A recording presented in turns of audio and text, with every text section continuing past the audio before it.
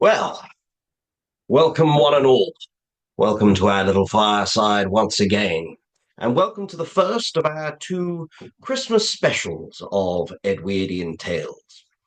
Now, my friends, of course, as we've discussed before, many of you will know that we take a lot of our Christmas traditions from the Victorians. And Prince Albert is often associated with the Christmas tree. Of course, it was Queen Charlotte who brought it over first of all, by all accounts. But certainly, Prince Albert made fashionable that popular German tradition of bringing in a Christmas tree. And of course, lighting it up. Now, in the Victorian age, that was a rather dangerous practice. Wax candles in amongst the boughs, and you'd have to have a footman watching it just in case it immolated suddenly in front of your very eyes. Now, of course, those German traditions and customs come from further back. They come from the Vikings. But you see, the Vikings would have known which Christmas trees to bring into the house and which ones to leave behind. For in Norse legend, they say, and Loki begat Hel, the goddess of the grave, Fenris, the great wolf, and the serpent Nignog, who lives beneath the tree. Well, Mr. Braxton strolled with his land agent, Curtis, towards the great barn. There you are, sir. As I said to you, it's the finest of furs, and I swear the kiddies will never have seen a finer Christmas tree before. Braxton examined the 20-foot specimen from pot all the way up to its crisp, straight peak. It was exquisitely sturdy and fresh and symmetrical. That's quite a beauty. Where have you found that one then? Oh, well, it was from that odd little spinney that they call Lucky's Grove. Ah, now in the back of Braxton's mind, there was the thought to himself, shouldn't have got it from there. But then again, how would he have known? Of course, I mean, we will be replanting it in the new year. Curtis noted his employer's diminished enthusiasm. Uh, it's curious, in fact. It's not actually a young tree. It's fully grown, but perhaps it's some kind of a dwarf variety. I mean, I must say I don't know as much about trees as I'd like to. Braxton was surprised that there was some area of country law that Curtis was not an expert upon, for he was truly the very best land agent in the entirety of the British Isles. He knew all there was to know about pigs and bees and chickens and crops and how to arrange a shoot. He knew it all. And accordingly, Braxton paid him some £2,000 a year, plus the car and the house upon the estates. But to be fair, the man was worth three times that at least. Now, I expect it'll be all right, said Braxton. I mean, it's just Lucky's Grove is, I suppose, sacred is too strong a word, but that's probably what people around this way would say about it. Yeah, sacred. I mean, I you can't have known about that. I wouldn't have expected you, but I expect it'll be all right. I'm sure it'll be fine. That accounts for it, said Curtis. I, there was something of a reluctance amongst the men when we were yanking it up and putting it onto the lorry. They were treating it rather gingerly, I have to say. I mean, the older ones were, not so much the younger men. Yeah, that doesn't surprise me. That would be the case, wouldn't it? Well, never mind. I'm sure everything will be fine. And like I say, we'll have it back in a few days. And it is a superb tree. You've outdone yourself. I'll show Mrs. Braxton just after lunch. Well, Braxton strolled back to Abingdale Hall. a place where some 55 years ago his father had merely been a labourer, whereas young Percy Braxton had, at that point, got a job as an errand boy down in London at the tender age of 8 years old. And 20 years later, he owned a small shop. And a further 25 years after that, he owned 50 rather large shops. Now, retired, he owned some 280 vast shops, and he was a millionaire, whichever way you sliced it. Now, how can such a thing come about? No one really can answer that. I mean, true enough, Braxton had worked like an entire brigade of Trojans, but midnight oil must burn in Aladdin's lamp to be able to turn ninepence into 1 million. Well, it was true that Braxton asked no quarter from the unforgiving minute and managed to squeeze the fruit of, well, what others might achieve an entire week from that said self-same minute. Now, those like Braxton, they have their own time scale. They just say the word and up springs a castle of commerce. But that word they say is as mysterious as the Logos.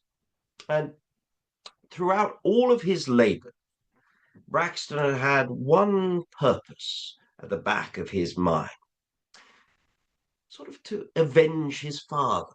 I mean, his father had been a man of able abilities and intelligence, but he had had no opportunity, no way of showing that to the world. And so it was his determination that young Percy Braxton would one day own Abingdale Hall, that place where his father had sweated. He would rule as lord. And it had happened, strangely enough. Fate accepts the terms and the diktats of such men as Braxton, and it leaves any revenge that might be necessary to the part of death. Now, the hall had been on the market when Braxton had retired, and he had taken an odd delight in its purchase and the strange sense of homecoming to return there and to walk about the lands and estates with his riding boots on, where his father's hobnails had trod before. Now he roamed across the broad acres and enjoyed all of the competent husbandry he brought to the estates. Now, some credit must go to Mrs. Braxton as well. Kindly, competent, adaptable to just about any situation, and she was awaiting him in the morning room. They met together and went in to luncheon. Now, this would be their last peaceful luncheon before the families descended upon them for the holidays. That would be upon the morrow. Oh, Curtis has found us a tree, said Braxton. It's over in the barn now. I'll take you for a look at it after lunch. Oh, good. Where did he manage to find that then? Braxton hesitated a moment. It was from Lucky's Grove. He got it. Lucky's Grove? Mrs. Braxton looked up sharply at that, a note of caution in her voice. Yeah, I know. He didn't realise, and I'm sure it'll be all right. I know people take that sort of thing all very serious, but I mean, it's ridiculous when you get down to it, isn't it? And anyway, we'll have it replanted once again by New Year, so I'm sure it'll be fine. Yes, I'm sure you're right. I mean, it is just a clump of trees after all. Quite, quite right. Well, I mean, it's just the right height for the ballroom as well. And tomorrow we'll get it across in there, and then I'll set the electricians at it, and they can rig up the lights on it. Oh yes, well, I heard from Lady Pounser, and she's bringing six with her, so that takes us up to 74 children in total. We only had two refusals of the whole lot. Well, the presents will be arriving this afternoon by lorry. Well, they discussed further elements of the Christmas party, over the cutlets and then the peach melba. And then after lunch, they headed over to the barn and gave Curtis a wave where he was off examining a tractor. He came over and pointed out a few features. Mrs. Braxton examined it and was quite delighted with the proportions, although she pointed to the pot, the green pot around the base, and said that it could do with another coat of paint. There were streaks of an odd rust colour in it against the green. I mean, it wouldn't show when it was wrapped up, but it wasn't a particularly good job. Curtis looked horrified. Oh, I didn't notice that. I'm so sorry. Yes, I will have it seen to at once. It must have spilled over from the soil. I mean, that copse is on rather odd red sand. I noticed that when we pulled it out, the roots were a very deep crimson colour. And he leaned forward and scanned the stains and scratched at them with his thumb, looking rather puzzled. Well, we'll put on another coat, absolutely, and no doubt we'll have some scheme put in place to have it hauled out across into the ballroom. What do you think of the decorations, though, for the barn? Well, Mrs. Braxton was reasonably pleased with them. Quite good, although the chairs are a little too fancy. Curtis immediately agreed. As he did with all unessentials, he reserved his tactful vetoes for the necessities. The Great Barn was the oldest of features and structures around the estate. It was vast and exquisitely proportioned, and quite mellow, unlike the hall itself, for the fourth Baron of Abingdale had rebuilt from the cinders of the previous residence in 1752. And he was a nobleman who had travelled abroad, and he had returned with enthusiastic, grandiose, and indigestible ideas about architecture. And the result was a gargantuan pile that, well, only an entirely humorless pedant could truly condemn. It had 14 reception rooms and 42 bedrooms at last count. Well, Braxton had not repeated in the interiors the errors of those who had gone before, of the fourth Baron. Instead, he had briefed the very most fashionable of designers, and the result was tasteful and sublimely comfortable. Oh, it's getting a bit cold now. It's quite nippy out, said Braxton himself as he stepped outside with Curtis. Yes, there is quite a northeasterly about the place. We might even have snow for Christmas. Braxton went back to the house. He left his wife in a huddle with the housekeeper and butler, and he went off to his study for a doze. But his mind did not shift from Lucky's Grove. You see, when first he had seen that little copse of trees, after buying and resettling in Abingdale Hall, perhaps that copse of trees had felt more like a homecoming to him than the house itself. He could remember as a small boy the emotions that had bubbled up inside him, staring at that grove in awe. That was really the word for it, awe. And some 50 years later, the power and majesty of the place had not dimmed. And, well, it almost contained a sneaking dread, the feelings of emotions of staring at those trees. He pictured it as he sat in his study there, staring into the fire, glowing darkly. The copse of trees stood out starkly in the centre of a fallow field. They were in an absolutely perfect circle. There was a ring of holm oaks, and to the east of it there was a breach into the trees, and there within was a dense ring of firs, from whence this particular tree had presumably come. Beyond that, there was a small gap in the west towards a ring of yew trees. And then it took a tug of courage to get that far through Lucky's Grove, to view the mighty Scotch fir that sat upon a central mound in the very heart of the wood. And whenever he had stood before it, he had felt an odd and curious longing to fling himself down upon the floor and worship. That was the only word for it. Before that towering tree. His father said that their forebears had indeed done that. They had worshipped before that tree, always alone, and only at certain times of the year. And no bird or beast ever went within Lucky's Grove. Never had one been seen. Well, no doubt there was a lot of traditional nonsense about these sorts of things, but one afternoon, it was in late November, Braxton had gone out of the household, and it was only a few weeks after they had moved into the place.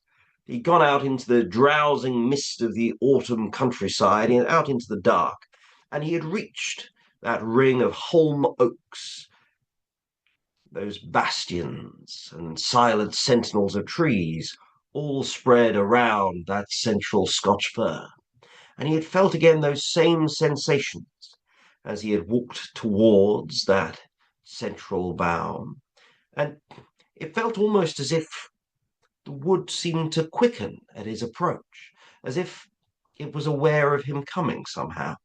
And as he entered through the oaks, he felt he should say something like, well, I don't know, a greeting of some kind, a password, a prayer. Well, it was one of the most aloof and silent places under the entire sun, and it was so very old there. Well, he had tiptoed past the firs and through the barrier of yews, and he had stood there with a sensation of being watched, regarded by something. Well, he stepped forwards before God. Was that the word? The word had come to his mind abruptly and unforeseen.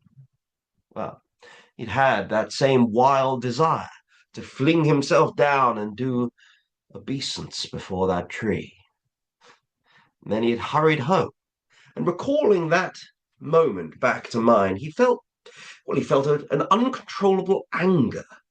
The thought that there had been a desecration to the grove, that a tree had been ripped out by the roots from there. And of course, if he had known, if he had the slightest idea that that was what Curtis intended, he would have stopped the man. Of course he would. Well, it was too late now. There's nothing to be done about it. Well, he'd worked himself up quite absurdly, and what was really the matter in all of that? It was all just superstition. At heart, he really was truly a superstitious bumpkin through and through. It was no fault of Curtis's, and he had found a very fine Christmas tree. It was all rather nonsensical. Still, by dinner time that day, a blizzard had quite set in, and there was snow flying all about.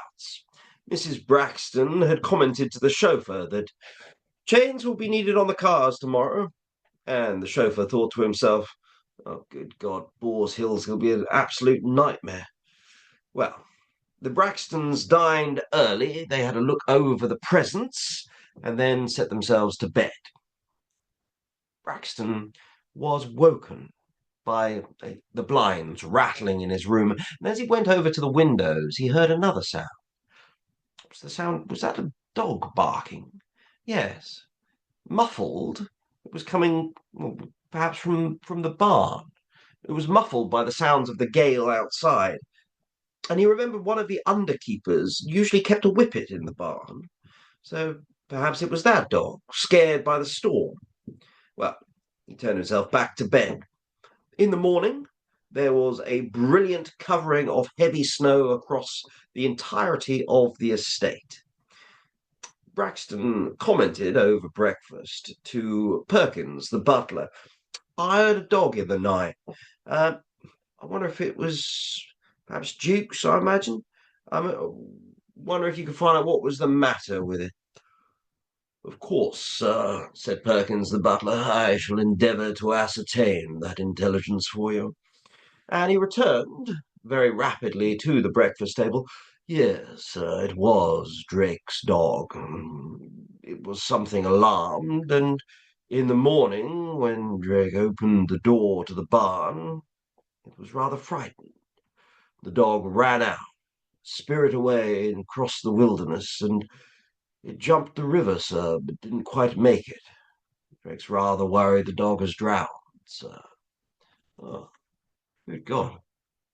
Well, all that storm, I mean, they are quite a nervous breed of dogs, so I'm given to understand.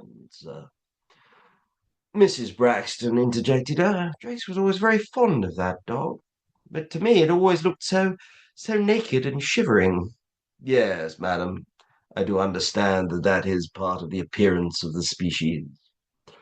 Well, Braxton went out into the blinding glitter of the snow, and Curtis came over from the garages. Oh, we've got chains on all the cars, sir. I mean, it's all very seasonable, the snow, isn't it? Although the farmers have another word for it. Yeah, well, you're not looking quite the ticket, I've got to say, this morning, Curtis. You all right?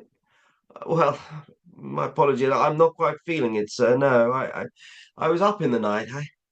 I thought there'd been an intruder in the house, and I thought I saw him too. I went out and well, did you see what he looked like? No, unfortunately not. It was snowing an absolute storm out there, but yes, I think I might have caught a chill in my pajamas, I'm afraid. Well, why don't you get yourself back home? Get yourself to bed. Oh, well, I'll tough it out through the day, sir. And if I'm still feeling it tomorrow, then yes, I might take the day then. Would I be able to borrow the footman, sir? For I need a couple more pullers and haulers for getting the Christmas tree across into the ballroom, sir. We've got a bit of a plan in place. Well, Braxton consented, of course, and went off for a favourite stroll along by the river where all of the trout keep popping up. Half an hour later, Curtis had mobilized his team, all with their sleeves rolled up, ready to assist with the business. And they bore the tree across like a great camouflaged battering ram towards the ballroom. There was a good deal of bumping and genial blasphemy between the gentlemen, and it was brought to the middle of the room and then levered by rope and by muscle into position. The pinnacle only just scraped underneath the ceiling, so it was an absolutely perfect fit. Sam, one of the cowmen, had his ginger mop buried into the branches of the foliage, and he slapped the trunk. As for the scratches on my mug, you old sod. Well, suddenly the man was lying flat on his back, with a livid, angry-looking wheal across his cheek. It caused a general degree of merriment. Even Perkins the butler managed a spectral smile, but the man stared at the tree like a chastened dog and slunk away. There's quite a bit of spring in those branches, said Curtis. No doubt, sir, said Perkins the butler. It's on account of there being an abrupt release of tension. Well, meanwhilst, all of the families were meeting in London at Paddington Station, and there they had resolved to drive down together at 5 p.m. 3 carloads of them arrived at the hall. There was Jack and Mary, their son Paddy, aged 8, Walter and Pamela, with Jane and Peter, 7 and 5, respectively, George and Gloria, with Gregory and Phyllis, 10 and 8, and Jack and Walter were the sons of the house. They were both in their father's mould, burly and handsome, and fine commercial kings in their own right. Yet they were lacking that special something that founds empires. Their wives conformed wonderfully to their social class of the day, but it should be said they were rather colourless in conversation and spiritually so. Their offspring were all charming children in the form and matrix of the English mould, though Paddy was showing worrying signs of independent thought. Gloria was the only daughter of the Braxtons. She had married George, a man who had inherited a cool 500,000 from his own family, and he had set out at the tender age of 24 to be something big in the city. And in a sense, he had achieved his ambition. For 2 years later, he was considered to be the biggest something in the city, and he had fled back home with the last of his money, 100,000 left to himself, and retired to a life of hunting in the winter months and wrestling with 24 devils in his golf bag throughout the summer months. Gloria had inherited from her father some of his pep and domineering manner, and she was always rather pent up and explosive and looking for ways to release it. George had given her two charming children again in the English mould. Phyllis was quite the beauty, so nothing else was expected from her, and Gregory was possessed of an artistic and violent temperament, so he had been prematurely marked as something of a genius. Still, such were the families that gathered. Now, during the afternoon, 4 engineers from the Braxton's factories set to fixing lights about the tree, fairy lights, designed specifically for the occasion, featuring Disney figures. And they were there to rotate upon an ingenious mechanism that would quite make them seem to come to life, the different faces in amongst the branches of the trees. Won't the kiddies love it? Said George. I'm not sure about that big bad wolf, though. It's quite realistic. Not quite worthy of a U certificate, that one. Pamela answered him, Yes, it's almost frightening at times. It seems very, very real to me. Well, they agreed that the body of work of decorating the tree would be tackled on the morrow, with anything left over done upon Christmas Eve. Mrs. Braxton informed everyone, the presents have arrived. They're being unpacked. We'll explain all of it tomorrow. And all went through to the dining room. Gloria commented, Papa, the house is very much too hot. Mrs. Braxton commented too. Yes, I've noticed the same, dear. Braxton went to the hall thermometer. Right you are. Good Lord, look at that. It's 70. Perkins, who's at the furnace? It's Churchill, sir. Oh, well, tell him he's overdoing it at 70. Tell him to put it back down to 57. That's what's marked. That's what it should be.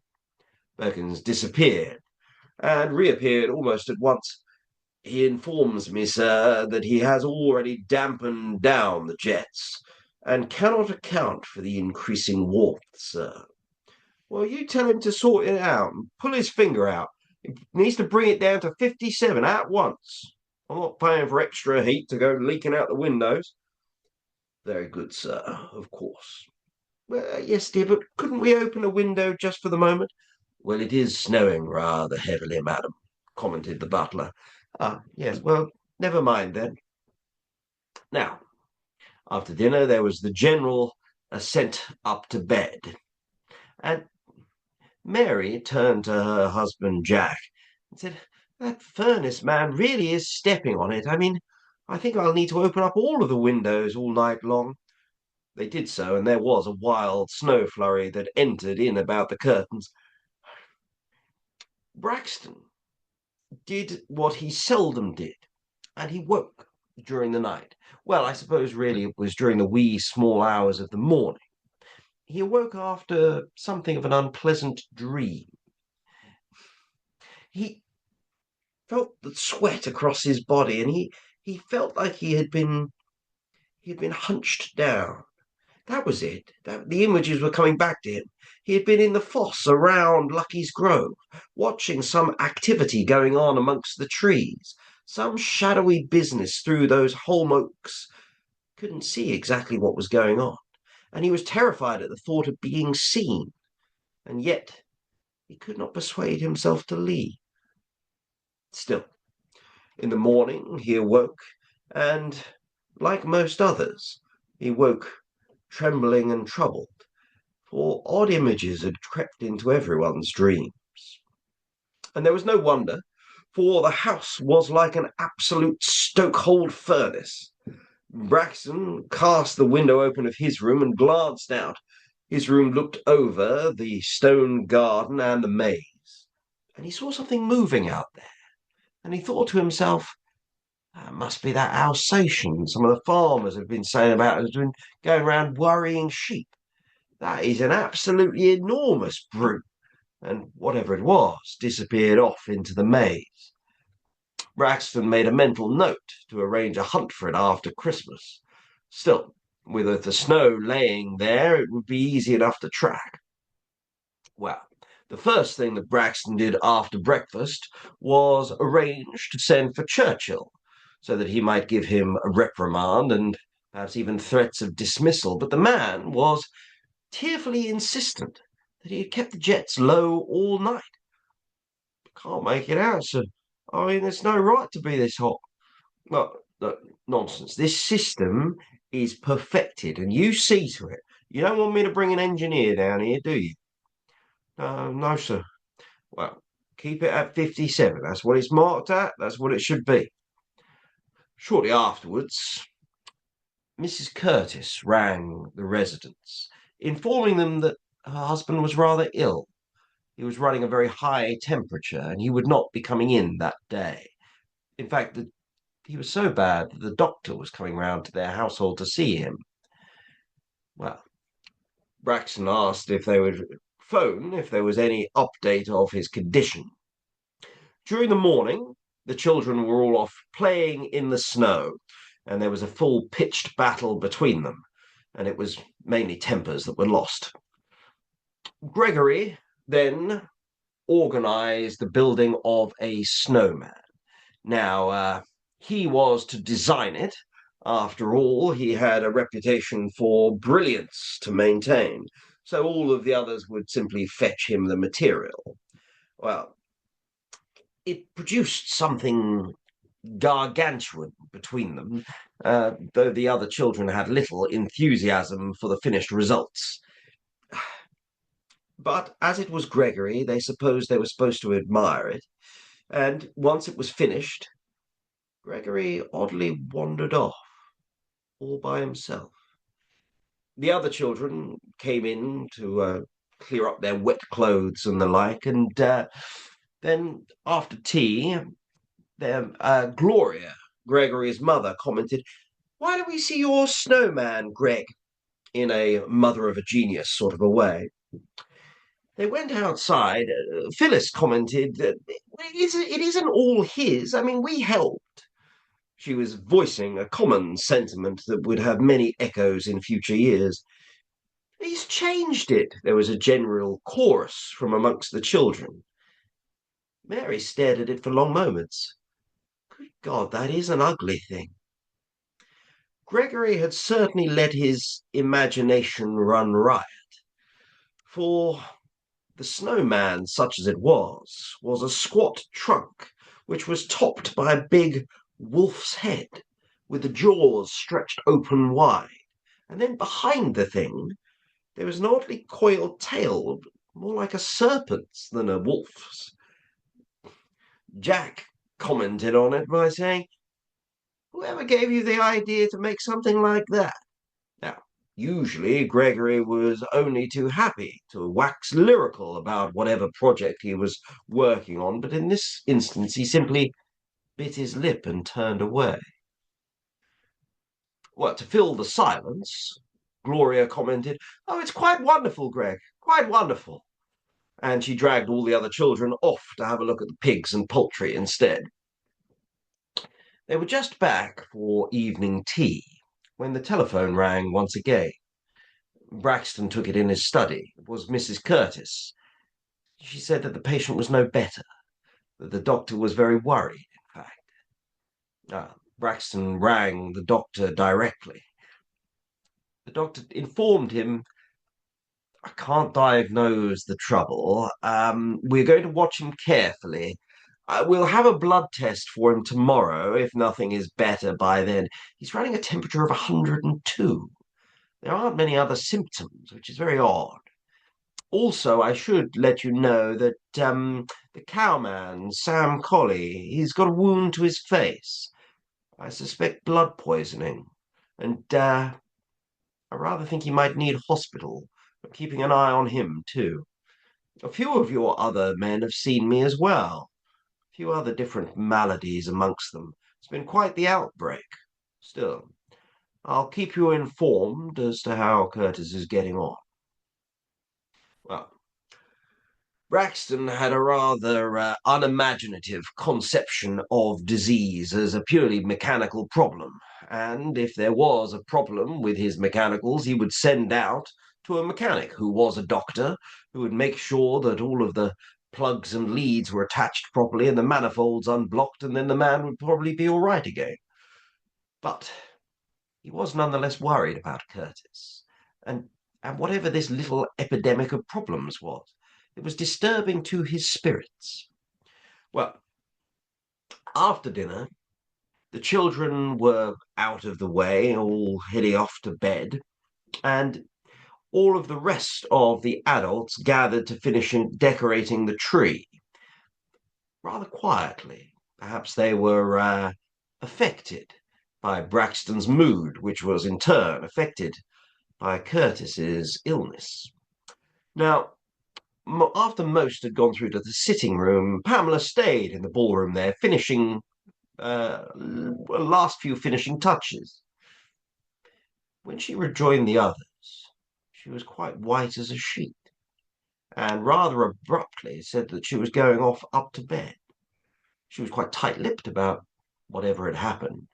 Now, Walter, her rather dutiful husband, headed up straight away to bed to join her. And what's the matter, dear? Is everything all right? Yes, I just a little frightened, that's all. Frightened? What are you frightened about? Well, I don't know. Once you'd all left the ballroom, I felt rather uneasy. You'll think it's absolute rot, I'm sure, but I was, I was feeling like I was being watched, and you won't believe me, but I climbed up the step ladder to just adjust something on the tree, and when I was up there, something hissed at me from the tree, and I, it it looked like the trunk was moving. It looked like the coils of a snake winding around and around. And I looked up and there was something from the top of the tree, some horrid face looking down at me. I know you won't believe me. I know it sounds like absolute rubbish. Well, Walter didn't believe her, but he didn't really know what to make of it either. Um, I know, he was improvising here. You must have been staring at the trunk for getting on 2 hours. I mean, you probably got dizzy, like staring at the sun on the sea, and like being snow dazzled.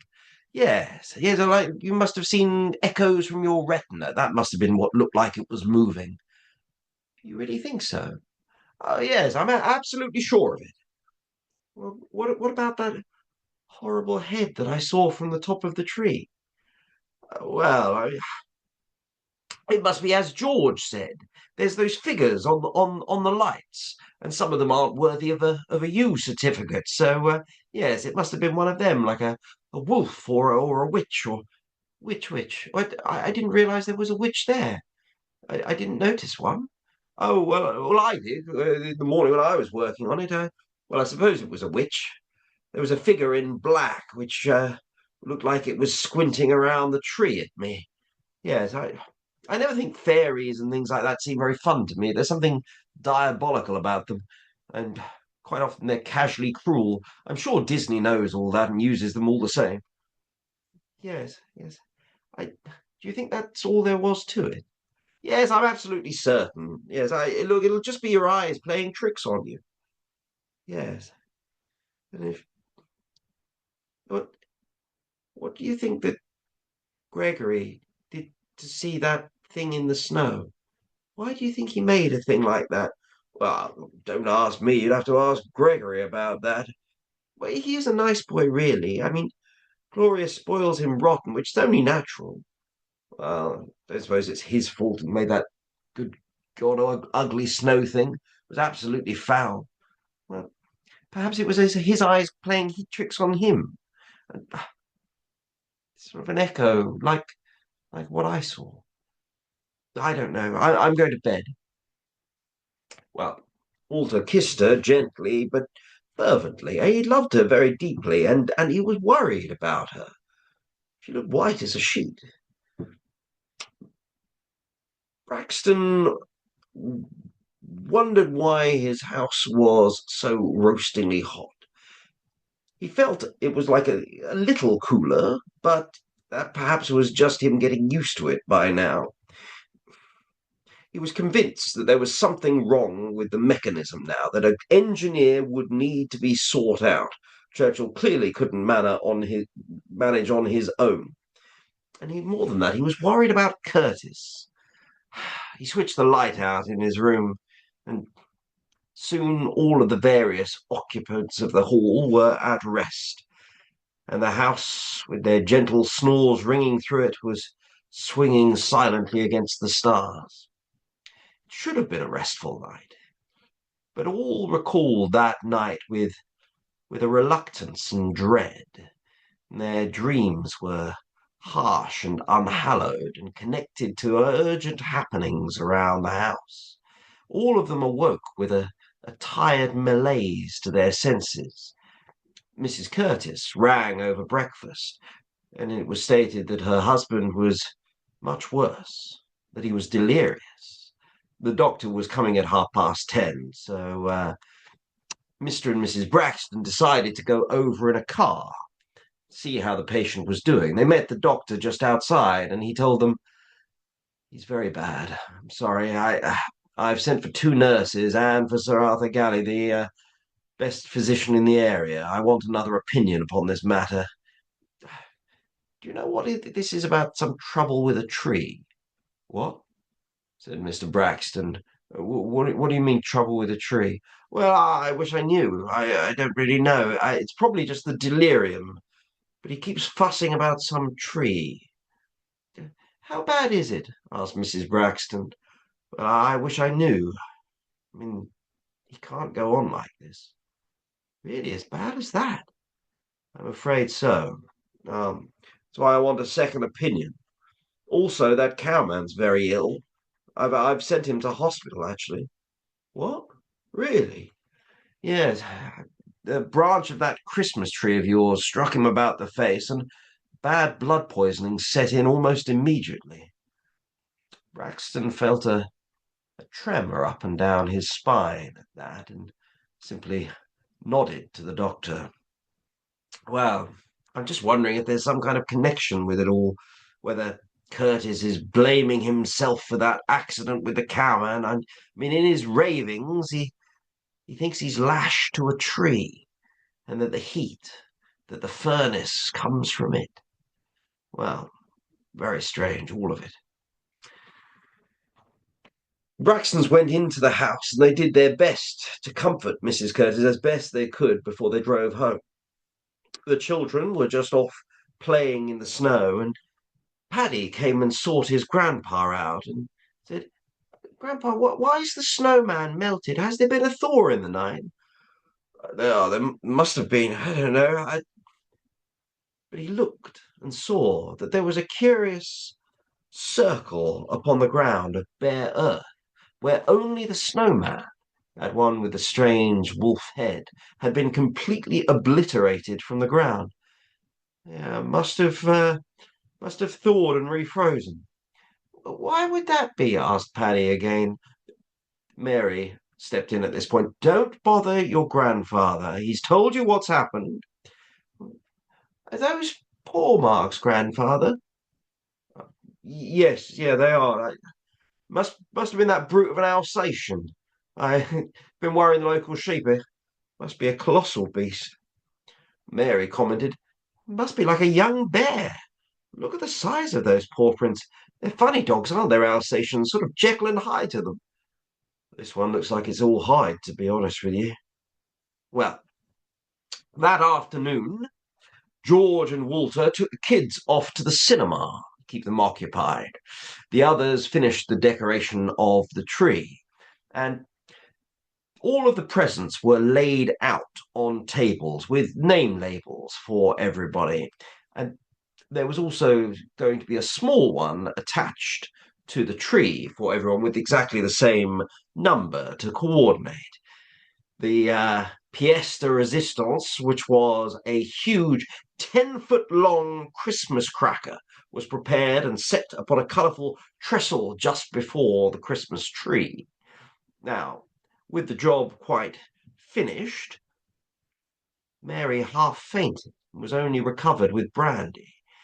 Gloria commented that it must have been the heat of the house, the stifling heat that was still there. Well, she commented that the installation seemed to be entirely diseased within the household, for theirs at home always worked perfectly.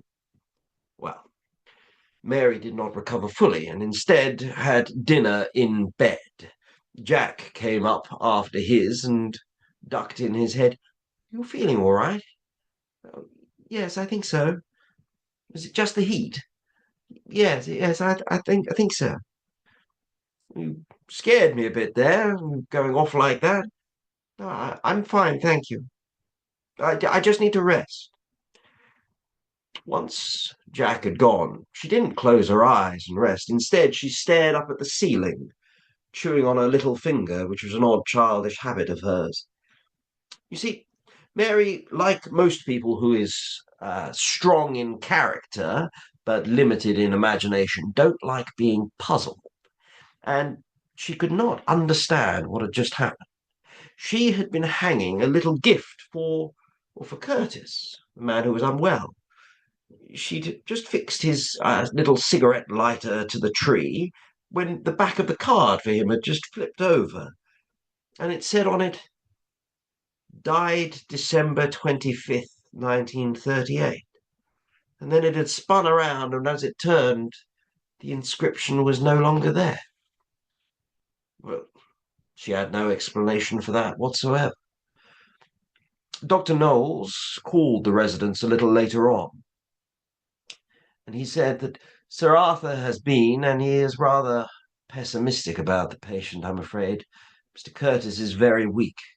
He calls it PUO, pyrexia of unknown origin, and some fevers you can't describe much more precisely than that, I'm afraid. How ill is he really? Asked Mr. Braxton. Well, all we can do is hope for the best, I'm afraid. Well, Braxton excused himself back to his room. Like some men of a dominating type, he can be capable of great emotion, and he really felt for his man Curtis, and it would be a great exercise of willpower that night to be able to sleep at all.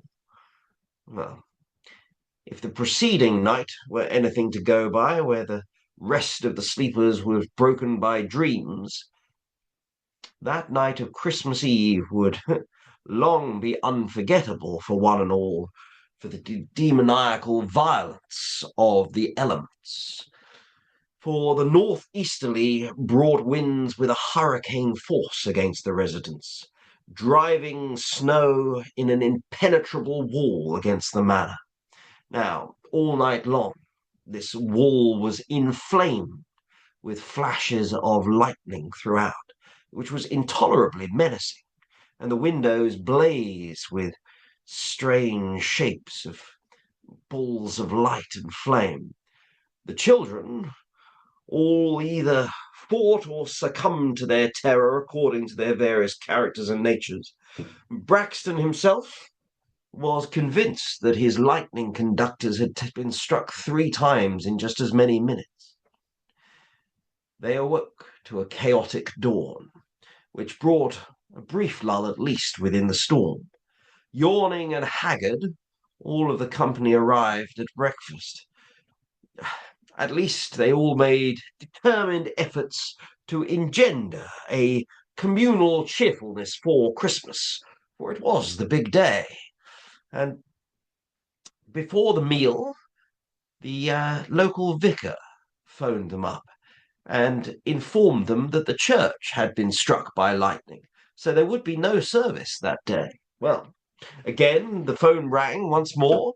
It was Brent's farmhouse, just a little way down the lane. It had been burnt to the ground. Finally, the doctor called and informed them that Curtis was weaker, but not yet hopeless. He was in a violent delirium. That was the main symptom. And he was in such terror that sedatives had no effect on him whatsoever. "How's that cowman?" asked Braxton. Uh, "I'm sorry about that. He's died in the night. He was in the hospital. Best place for him, but blood poisoning took effect." Well, Braxton broke one of his own rules at that point and took a whiskey with no soda whatsoever. Christmas dinner was tolerably cheerful enough, and after it, suitably bulging children slept it off, allowing their parents to make final touches for the party. In spite of the weather outside, not a single guest had cried off, for the Braxtons' entertainments were justly famous in the area, and all of the great and the good and all others from the local area piled in. It was not a high tea. It was a tea of teas. It was an Everest of teas that they served them that afternoon. And it was justly attacked by already stuffed juveniles. And by the end, well, they were almost livid with repletion. But the library was the next place of entertainment for the guests. Rows and rows of chairs had been set out, and a projector set up for something of a home movie.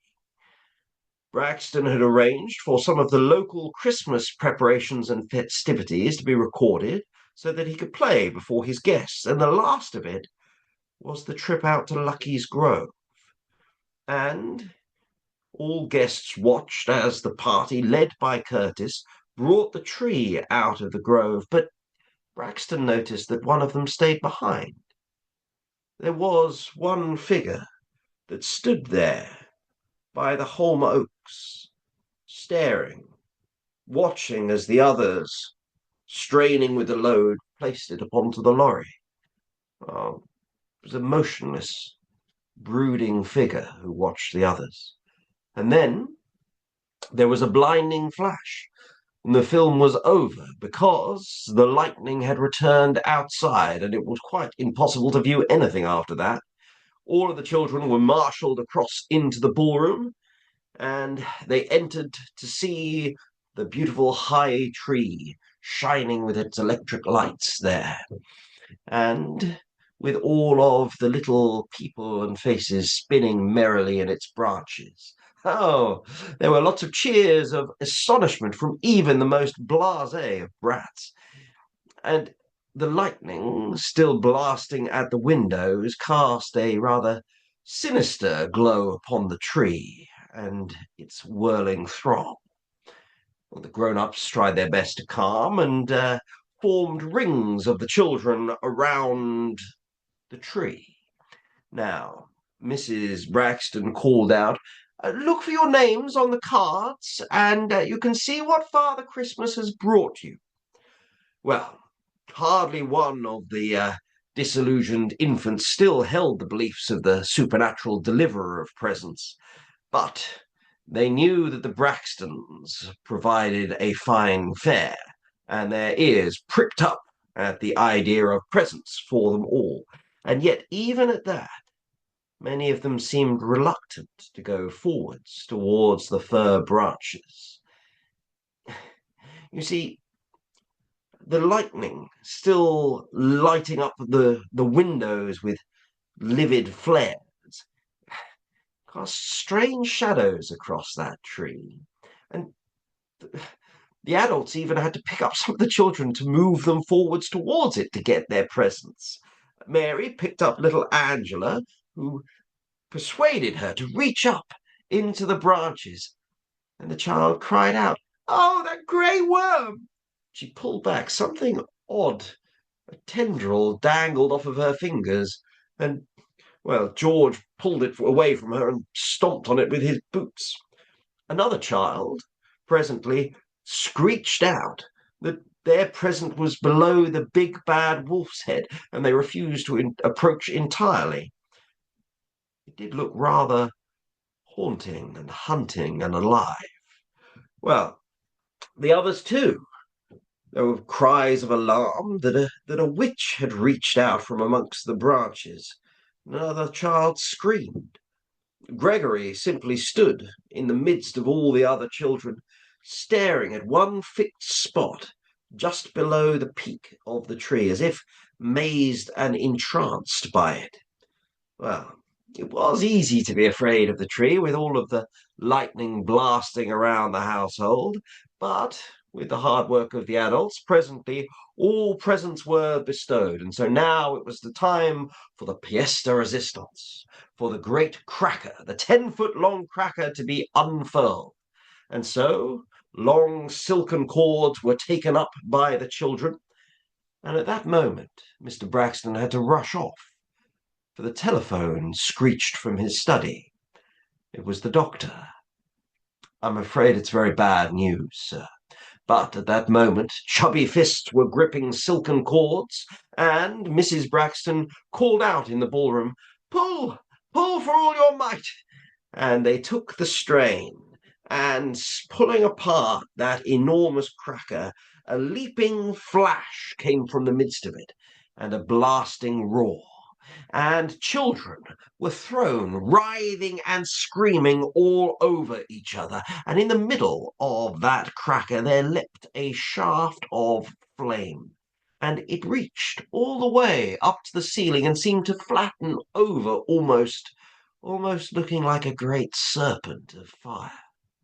And it turned and hurled itself upon the tree, and in one blinding, flashing embrace writhed and wrapped itself around the tree trunk. With a fierce hiss, the tree flamed like a blazing torch, and the globes of the electric lights burst and splintered and shattered, and the roaring torch of a tree was cast down in amongst all of the screaming chaos. The pot at the base of the tree boiled over and steamed like blood onto the floor. The room was a dream of fire, and it drove all those within, wildly racing from its heat. Now it was said that a local farmer, his house overlooking the household of the Hall, and indeed the further field of Lucky's Grove, marvelled that night, staring out of his window, as two fingers of fire seemed to descend, or perhaps even stretch up to the heavens. Those fingers of fire reached from the hall itself to that central great Scotch fir in the centre of Lucky's Grove, almost as if in salute. Before that man ran out into the hurricane, he shuddered at the sight of it, and then chased across the snowy landscape to help with the vain efforts that would be battling all night long to save the household, now blazing from stem to stern.